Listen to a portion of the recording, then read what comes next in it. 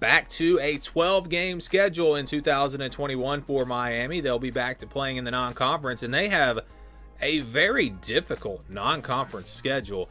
I'm going to give them a lot of credit for scheduling these opponents. As we take a look at this schedule, it all begins with that first game, obviously, against Alabama in Atlanta. Going to be a very tough matchup. But we're going to first look at the games outside of their division. So we're talking about non-conference games and then games against the ACC Atlantic Division, because we know they're going to play everyone in the Coastal. So look at this non-conference schedule. Alabama in Atlanta, just talked about that one. Obviously going to be a very, very, very big test for them. They will also play Appalachian State, who is one of the better group of 5 teams. This is going to be a tough matchup, and this is a tough way to start your season out. They will also play Michigan State, who hasn't been what they once were, but still, this is a Power 5 opponent. They play 2 Power 5 teams in the non-conference.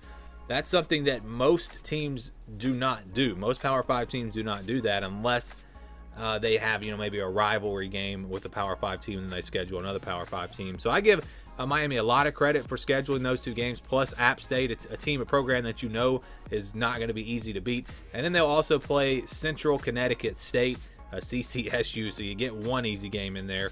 That's really going to be the only easy game on their schedule, though. They'll play NC State and Florida State out of the Atlantic. Of course, they play Florida State every year. This year it will be on the road.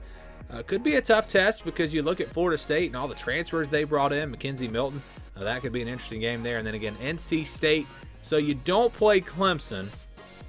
That's the good news. I don't really know at this point who the second best team in the Atlantic Division is going to be. It could very well be NC State, or it could be Florida State. It's hard to say on that division. So I don't think this is a great draw, but I don't think it's a horrible draw. If you avoid Clemson, I think you're a winner when it comes to the schedule. So back to the schedule. They will open up again on September 4th against Alabama in Atlanta. Probably the primetime ABC game, if I had to guess. That's, to me, well, no, I take that back. That'll probably be Clemson and Georgia. So still, this is going to be a big, big game. Maybe the second biggest game there of the opening weekend, or the opening Saturday. Then App State, then Michigan State, then Central Connecticut. Like I said, that's right out of the gate 3 tough opponents. I mean, Alabama obviously is going to be a huge test, but App State, like I said, is not going to be an easy win. Michigan State, not going to be a game that you just show up and win. So 3 games in a row to start off before they even get to ACC play, that is very tough. They do get the easy game there before beginning their ACC schedule, and they'll actually start out on a Thursday night against Virginia. September 30th, a Thursday night game at home. Virginia is a team that will be a quality opponent, but I think Miami clearly the better team when you look at those 2, plus the games at home. That's good news. They get a bye week after that. No, they don't get a bye week because because it's a Thursday night game. Actually, yeah, they do get a bye week.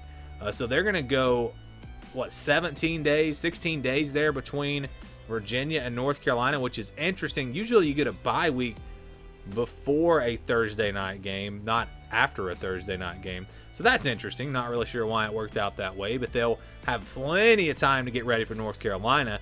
And we know what North Carolina did to Miami last year. Miami going to be wanting revenge. It's going to be tough, though, on the road at North Carolina.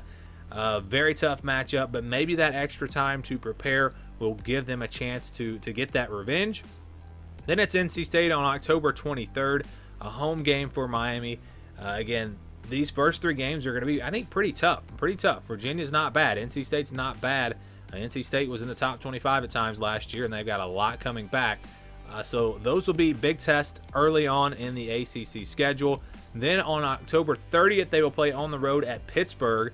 Pitt is always a good quality team, kind of like Virginia. We've kind of learned that Virginia and Pitt are teams that can beat you if you don't bring your A game, even when they're not top 25 teams. They're still tough outs, and on the road at Pitt could be a tough matchup there.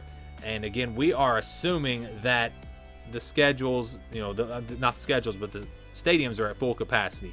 Obviously, if they're not, then the home field advantage is not as big of a deal. Looks like I missed an R there on Pittsburgh. My bad. Georgia Tech on November 6th. That'll be at home.